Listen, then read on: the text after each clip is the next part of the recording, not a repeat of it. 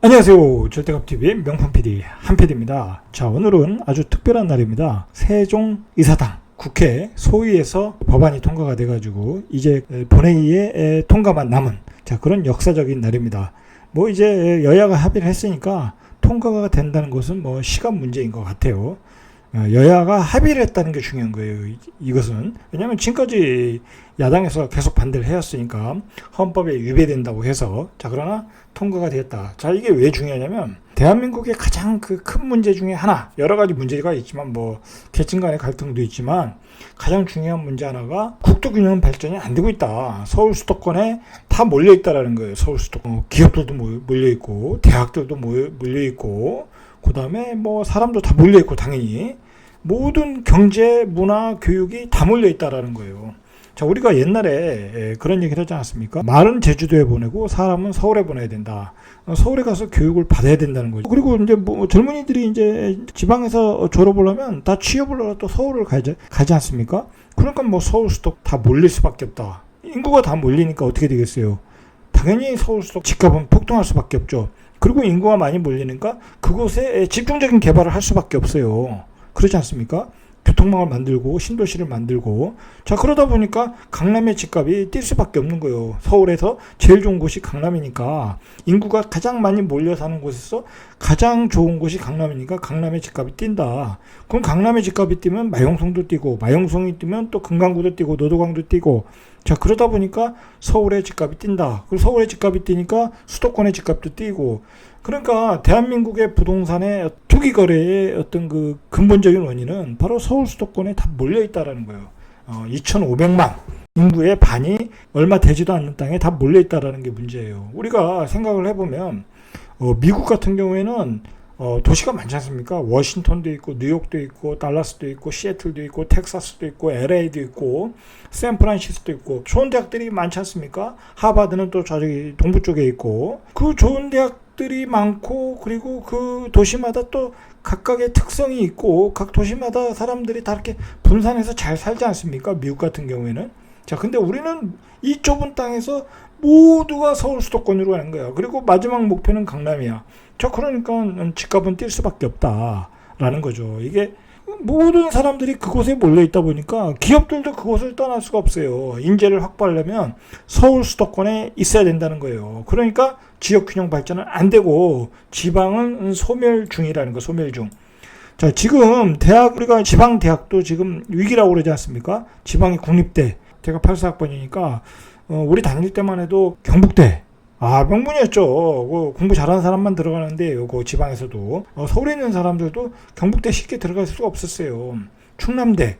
충남대도 쉽지 않았어요. 그런데 과별로 미달이 있다라는 거, 미달. 응? 그냥 원서만 내도 들어갈 수 있다라는 거예요. 애들이 전부 다 서울에 있는 대학으로 가니까 애들이 문제다. 그러면 이 지방에서 대학마저 소멸되면 이거는 완전히 지방은 소멸되는 거라는 거예요. 그리고 당장의 일은 아니지만 앞으로 정도 30년 정도 되면 이제 인구가 급격하게 감소를 하잖아요. 지방은 지금 인구의 반이 소멸된다고 그래요. 반이. 그러니까 우리가 국가적으로 준비를 해야 되겠죠. 그리고 대한민국에 남한의 땅이 있는데 남한의 인구가 전부가 서울 수도권으로만 몰려간다. 그러면 어떻게 되겠어요? 그럼 부작용이 있을 수밖에 없어요. 주택의 집값도 올라가고 그리고 주택의 집값이 올라니까 생활의 질도 떨어지고 교육의 질도 떨어지고 모든 게 떨어지는 거예요. 오늘 나온 신문에 의하면 서울 합계 출산율이 0.64라고 그래요. 0.64. 한 명도 못 낳고 있다는 거예요. 그러니까 서울도 지금 이거 큰일 난 거예요. 서울이 큰일 난 게 아니라 서울에 2,500만 명이 있는데 출산율이 0.64다. 그 사람들이 아이를 한 명도 안 낳는다. 이게 큰일이라는 거죠. 보시면 지역별로 보면 세종이 제일 높아요. 세종은 젊은 부부들이 많고 어떤 환경이 좋으니까 1.28.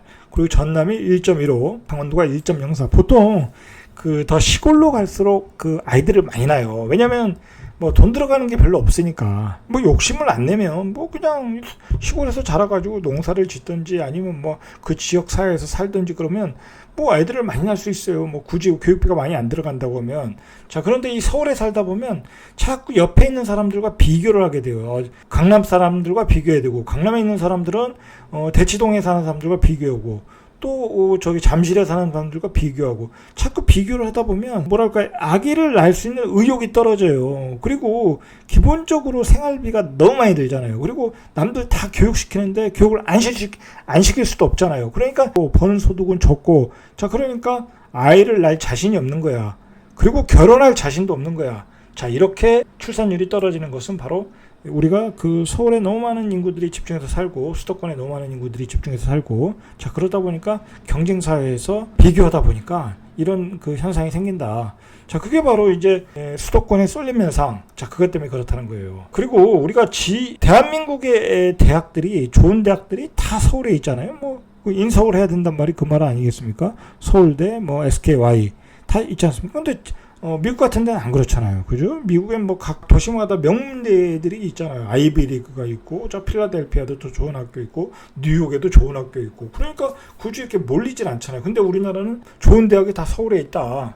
자, 이것도 나중에 이제 좀 지역 분산을 해야 되는 거예요, 사실은.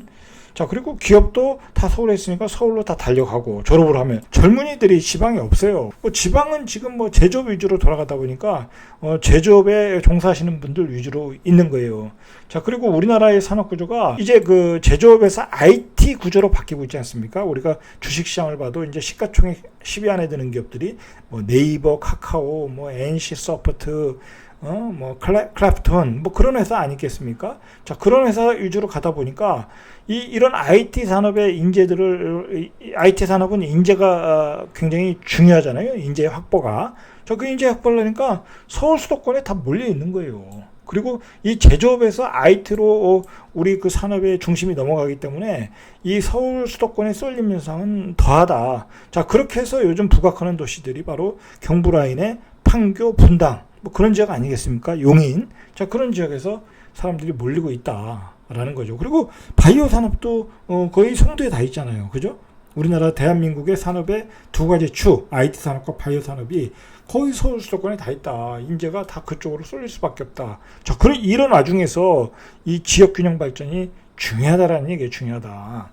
자, 지역균형 발전을 가장 먼저 주장하신 분이 노무현 대통령이에요. 그래서 노무현 대통령이 행정수도를 옮기자 해서 세종으로 옮긴 거 아니겠습니까? 자, 그런데 그 행정수도를 옮긴 게 반쪽짜리밖에 안 됐어요. 말 그대로 행정부와 입법부가 다 내려와야 되는데 행정부만 내려오다 보니까 업무 효율성이 떨어지는 거죠. 그래서 맨날 그 국회 KTX 타고 가서 국회에 가서 공무원들이 시간 다 낭비하고 자, 그러면서 비효율성이 떨어지다 보니까 지금 더불어민주당이 국회를 세종으로 이전을 해서 완성된 그 행정수도를 만들고 그것을 통한 국토균형 발전을 시작을 해야 된다라고 법안을 준비했던 거죠. 그 법안이 지금 통과됐다. 이게 역사적인 날이다. 지역균형 발전은 앞으로 우리 시대가 안고 있는 아주 중요한 시대적 의무라고 보시면 돼요. 이게 안 되면 이 지역균형 발전은 그 출발을 할 수가 없다. 그 출발은 행정부와 입법부가 세종에서 딱 자리를 잡고 권역별로 대도시권을 만들어가지고 발전해 나가는 거. 자, 그런 방법으로 지금 그림을 그리고 있는 것 같아요. 국회 분원을 설치한다는 법안을 이제 국회 운영위원회가 24일 운영 개선소위원회를 열어가지고 세종시에 국회의사당을 두는 내용을 담은 국회법 개정안을 여야 합의로 통과를 했다는 거죠. 여야 합의가 중요한 거예요. 지금까지는 합의를 못 봤어요. 자, 그리고 그 소위에서 법안 부대 의견이 있겠죠. 의견을 달았는데 국회 사무처는 2021년 설계비 예산을 활용해서 147억의 설계비를 만들었죠. 그러니까 그 147억을 실행해가지고 세종의사당 건립에 관한 기본계획을 조속히 수립한다라는 내용을 넣었다라는 거죠. 조속히 이 설계를 추진하라는 얘기예요. 세종시에 중요한 것은 문건을 어떻게 바꿨냐면 예전에는 이제 세종시 의사당을 설립한다. 자, 그렇게 나왔는데, 자, 그게 유연 요소가 있다라는 거예요. 아직 행정수도 옮기면서 관습법적인 유연을 수도는 뭐 서울이다라고 유연을 받았기 때문에, 세종시는 수도가 아니라는 걸 유연을 받았기 때문에 조금 법안을 바꿨어요, 내용을. 그래서 세종시에는 국회 분원으로 세종시 의당을 둔다라는 거예요.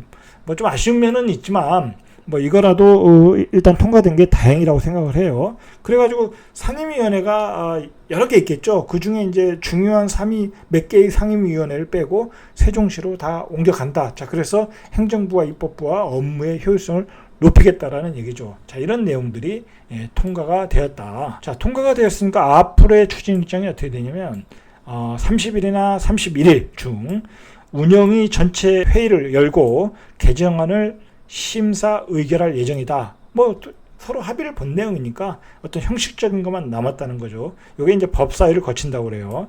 그래서 이제 30일, 31일에 법사위를 거쳐가지고 의결되면 자, 개정안은 9월 정기국회에서 통과될 것으로 전망을 하고 있다는 거예요. 자, 그리고 공포한 날부터 시행이 된다. 자, 공포하면 아까 부대 의견을 달았듯이 국회 사무처는 설계 작업을 조속히 시행을 하겠죠. 대충 나오는 것이 2026년 개원이 목표라고 합니다. 이러한 국토균형 발전은 이제 박병석 국회의장이 뭐라고 했냐면 13일에 국가균형 발전은 거스를 수 없는 시대 정신이다.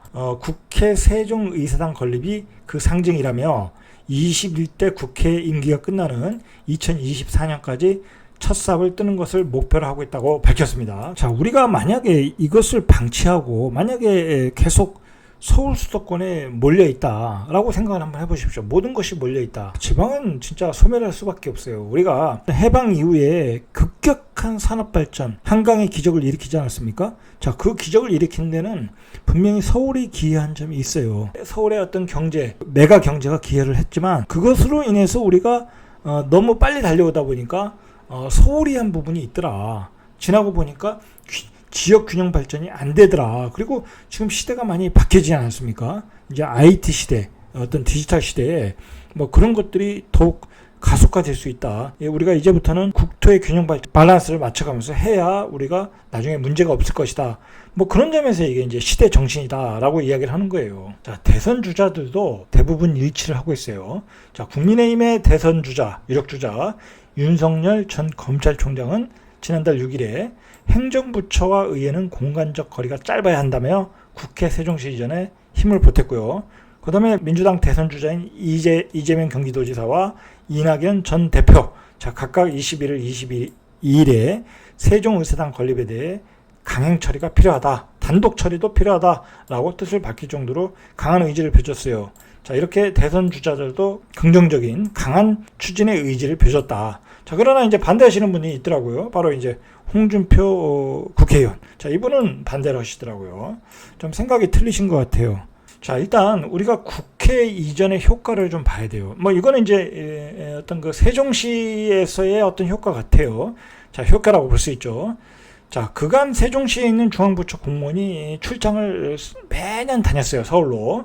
자, 그 비용만 수십억씩 들었다. 그리고 중요한 것은 일을 못 하잖아요. 맨날 출장만 해야 되면. 자, 이제 행정부와 입법부가 행정 효율을 극대화할 수 있다. 자, 그게 강점인 거고. 자, 그리고 이렇게 행정부와 입법부가 우리나라 대한민국의 중심, 센터, 세종에 있다라는 것 자체가 이제 탈서울 중심이 되는 거예요. 이제 전국적으로 이렇게 다 살펴볼 수 있는 중심에서, 자, 그런 점에서 의미가 있는 거예요. 그런 점에서 국가 균형 발전의 첫 스타트다라고 보시면 될 것 같아요. 만약에 이제 이제 국회까지 세종으로 이전을 하면, 자, 이제 세종을 중심으로 이제 광역철도망들이 또 이렇게 발전할 수밖에 없어요. 국회가 내려온다는 거는 이제 다른 것들도 많이 수반해서 내려오거든요. 그러다 보면 이 중간에 있는 광역교통망이 발전할 수밖에 없다. 자, 그러면 국토의 어떤 연결망이 서울 중심에서 중앙 중심으로 해서 남쪽과 그리고 그 서울 쪽, 자, 그런 쪽이 균형적으로 이렇게 발전할 수 있는 거예요. 자, 그리고 세종의 입장에서도 국회가 내려오면 이제 방송국 그다음에 신문사 많이 내려올 거예요. 그래서 이제 그 이춘희 서울 세종시장님이 또 그 가서 많은 협약을 맺었지 않았습니까? 그리고 입법부는 말 그대로 이렇게 법을 공표를 하는 거니까 이 기자들이나 방송국이 내려올 수밖에 없어요. 그리고 여러분들이 방송국이 왜 중요하냐면, 그 방송국이라는 건 이렇게 많은 국민들에게 홍보를 하는 거잖아요. 이게 뉴스 미디어로 홍보를 하는 거잖아요. 그게 지금까지는 서울에 있다 보니까 어떤 서울 중심적으로 이렇게 나올 수밖에 없어요. 기사들이나 뭐 내용들이. 이제 방송국도 이전을 하면 이제 대학들도 이전을 할 수 있는 것도 있고, 그 다음에 기업들도 이제 이전을 할 수 있어요. 자, 기업들도 이제 지방 이전으로 갈 수 있다. 자, 이제 그건 뒤에서 보고요. 이게 이제는 그 지역 균형 발전이 되면 이 서울 중심적 사고가 탈피가 되는 거예요. 이게 이제 요즘 이제 메가시티라는 말이 많이 나오는데, 이게 뭐냐면 이제 예를 들어서 이제 중부권 메가시티의 중심은 이제 세종이 되지 않습니까? 행정부와 입법부가 있으니까. 자, 세종의 어떤 행정을 중심으로 해서 청주, 그다음에 충청도, 그다음에 충청남도, 충청북도, 대전. 자, 이렇게 묶어서 어떤 메가시티로 가자. 자, 왜냐면 세종이라는 도시가 만들어지면 이제 광역망이 좋아지지 않겠습니까? 뭐 서울도 끌리고. 자, 그러면 이제 행정부, 입법부가 있고 뭐 이제 지원이 좋지 않습니까? 자, 그다음에 이제 기업들도 내려오고 기업을 유치하기가 좋아지는 거죠. 주변의 도시들이 도로망도 좋아지고 사람들도 많이 이제 그 인재들도 많이 모이고. 자, 이제 그러면서 거대한 메가시티를 중부에 만들고, 그리고 대구에도 그러한 도시들의 연결을 통해서 메가시티를 만들고, 자, 그 다음에 부산권, 부울경 쪽에도 그런 메가시티를 만들고, 자, 그러한 것을 통해서 어떤 지역 균형 발전을 하겠다라는 게 어떤 그 요즘의 큰 그림 같아요. 자, 우리가 한번 생각을 해봐야 돼요. 이제 저도 어렸을 때 서울에 올라가 공부를 했지만, 저희 어렸을 때도 다 뭐라고 그랬냐면 서울에 올라가서 교육을 받아야 성공한다. 자, 그랬었어요.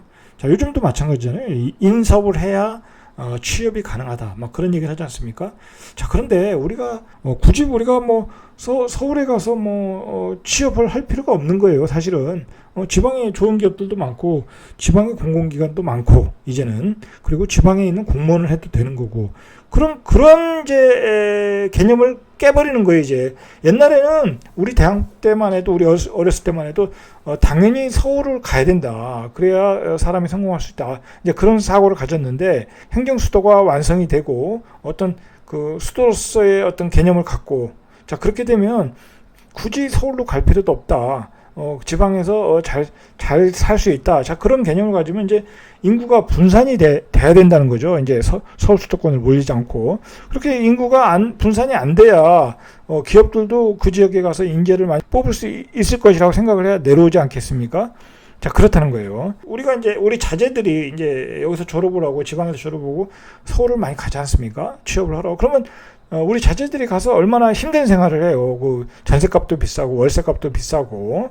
자, 그리고 서울이라는 곳에서 이제 아파트 가격이 급등을 해서 어떤 신혼 살림집을 차려준다는 게 본인의 능력으로도 이제 거의 불가능해요. 뭐 18평 아파트짜리가 역세권에 전세 가격이 5억 6억이면 그거 어떻게 예전에 옛날에 박범신이라고 작가가 있었어요. 그 사람이 이제 그 서울을 빗대서 만든 그 소설. 자, 그게 이제 불의 나라, 물의 나라였어요. 물의 나라. 아주 그 탐욕과 욕망으로 가득 찬 나라였다라는 거예요. 그만큼 그 서울에서의 그 어떤 생활이라는 게 그 헛된 욕망을 막 키우는 거야. 헛된 욕망을 키우다 보니까 제대로 그 적응해 나가기 힘들다라는 거예요. 힘들다. 그 사실 우리가 몰려 살다 보니까 어떤 지역 균형 발전이 안 돼가지고 우리가 알게 모르게 우리의 어떤 삶이 많은 피해를 봤어요. 여러분들이 깨닫지는 못하고 당연하게 생각하는 거지만 저같이 이제 초등학교 때 서울로 올라간 사람들도 있고 중학교 때 올라간 친구들도 있어요. 그러면 초등학교, 중학교 때 부모님과 헤어져 사는 거야. 가족과 생이별을 하는 거예요, 그게. 예를 들어서 뭐 요즘은 이제 대학교를 위해서 서울로 올라가는 친구들도 있잖아요. 또는 직장을 잡기 위해 서울로 올라가는 친구들. 중요한 것은 부모님과 다 떨어져 산다는 거예요. 그 나이별로 차이가 있겠지만. 자, 근데 이 가족이 같이 모여 살지 않는다는 것은 여러 가지 피해가 있는 거예요. 사실 우리 그 생활의 기본적인 어떤 구성체가 가족이고 모든 게 가족 간의 관계에서 모든 게 이루어지잖아요. 뭐 내가 가장 뭐랄까 뭐 혈연이라는 것은 어떻게 뛸 수가 없는 거니까 서로 왕래도 많고. 자, 그런데 이렇게 떨어져 산다는 것은, 자, 우리가 그 명절에도 막 우르르 다 지방에 부모님 계시고 서울에 본인은 다 있고, 그러니까 명절에 다 우르르 내려가잖아요. 그게 얼마나 우리를 또 피곤하게 해요. 자, 그리고 결혼을 해도 부모님은 시골에 사시고 본인들은 서울 수도권에 살고, 그러면 또 부모님과 생리별이고. 자, 예를 들어서 부모님이 나이가 드시면 자식들이 옆에서 케어를 해야 되는 거예요. 그렇지 않습니까? 나이가 드셨는데 병원도 모셔야 되고, 그러면 부모님의 건강관리도 섬세하게 할 수가 없는 거예요. 자, 그런 문제. 그리고 부모와 자식이 같이 살아야 서로가 이렇게 잔정이 드는 거예요. 잔정이. 예, 효자가 될 수 있는 거예요. 떨어져 살면 이게 뭐 거리도 거리지만 자주 봐야 정이 들고 자주 봐야 잘해드리고 그러는 건데, 자, 그런 것이 안 된다. 자, 이런 게 우리가 서울 생활, 서울 수도권에 이제 집중적으로 살다 보니까 실질적으로 생활로서 피해를 본다고 할까요? 뭐 예를 들어 대전에 같이 모여 산다, 아니면 광주에 모여 산다 한 가족들이 거기서 직장을 잡고 대학을 나오고 직장을 잡고 그러면 부모님과 떨어져 살 필요가 없잖아요. 그러면 지금보다는 훨씬 더 생활의 질이 높아질 수 있어요. 부모님과 같이 산다는 것은 뭐 말 그대로 요즘은 부모님과 오히려 같이 사는 게 훨씬 편하잖아요. 부모님이 애들도 봐주고, 뭐 그리고 또 우리가 부모님을 또 케어하고 부모님들을 또 모시고 어디 여행을 다닐 수도 있고 훨씬 더 편할 수 있다. 자, 그런 점들이 우리가 알게 모르게 우리 그 지역 불균형이 저는 개인적으로 우리 생활, 우리의 그 대한민국의 가족 간의 구성원을 해체시켰다라고 저는 해요. 제가 이제 그런 것을 직접 경험을 하다 보니까 뭐 저만이 아니라 예를 들어 저희 고향 친구들이 다 그랬거든요. 다 서울로 올라가다 보니까 부모와 가족들 간, 형제들 간의 어떤 생리별, 같이 산 경험이 짧아요. 그러다 보니까 어떤 형제들 간의 잔정도 없고 뭐 그런 현상이 있더라는 거예요. 가족의 해체를 불러일으켰다. 이런 지역균형 발전이. 그 지역에서 대학을 나오고 그 지역에서 취업을 하고 그 지역에서 결혼을 할 수 있다면 이런 일이 없지 않겠습니까? 자, 그런 점에서 이 지역균형 발전은 아주 중요한 거야. 아주 중요한 거다. 이게 지역균형 발전이 안 되고 앞으로도 그 서울 수도권에 다 몰려가 살다 보면 이 서울 수도권의 집값은 뭐 계속 급등할 수밖에 없는 거고, 자, 그 생활의 질은 떨어질 수밖에 없고 출산율은 낮아질 수밖에 없다. 출산율이 낮아지면 대한민국은 소멸하는 거예요. 지방도 소멸하는 거고 서울도 소멸하는 거예요. 우리 대한민국의 미래는 없다. 지역균형 발전을 안 한다고 하면. 자, 오늘은 여기까지. 이상 절대값TV의 명품 PD 한 PD였습니다.